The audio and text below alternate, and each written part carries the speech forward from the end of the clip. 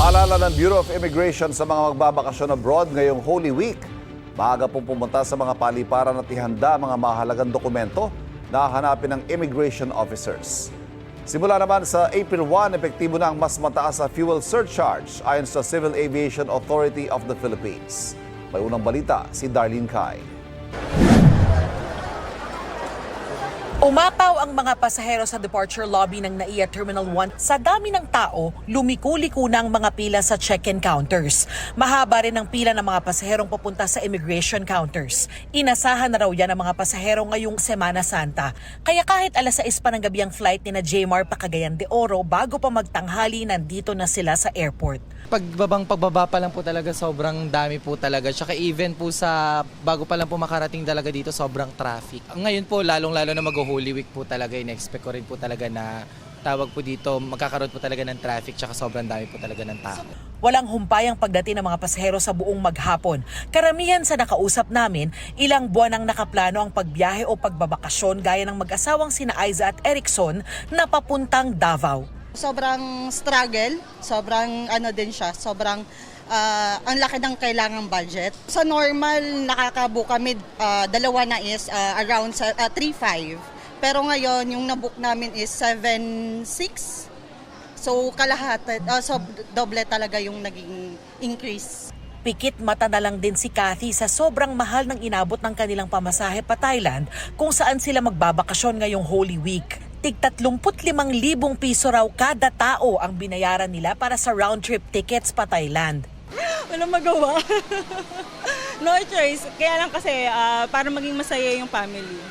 Epektibo na sa Miyerkules o April 1 ang pagtataas ng fuel surcharge para sa domestic at international flights dahil pa rin sa pagtaas ng presyo ng produktong petrolyo.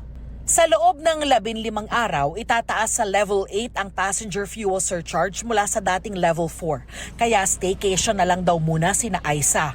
Bukod sa mahal na petrolyo, maraming bilihin na rin daw ang nagtaas ng presyo. Dati, pwede kang pumunta sa ibang lugar, pero ngayon dito lang. Team bahay na lang din daw sina Aiza pagdating sa Davao. Dati is more on bakasyon sa Samal, sa mga titos, titas. So as of now, within the area muna. More stay sa bahay.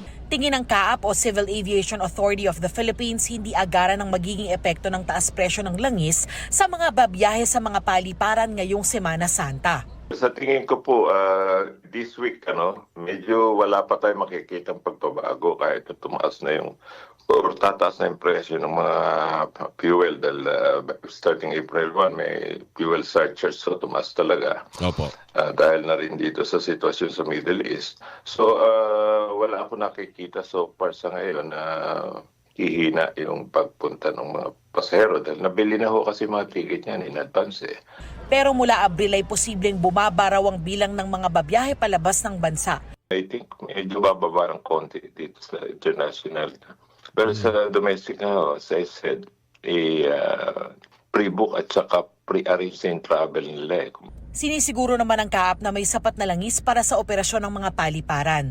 Samantala, epektibo sa Miyerkules ang tapya sa aeronautical fees na binabayaran ng mga airline at service charges na binabayaran ng mga pasahero alinsunod sa utos ng CAAP at DOTR para raw ito magbigay ginhawa sa mga airline at pasahero sa gitna ng tumataas na presyo ng petrolyo. Ito ang unang balita. Darlene Kai para sa GMA Integrated News.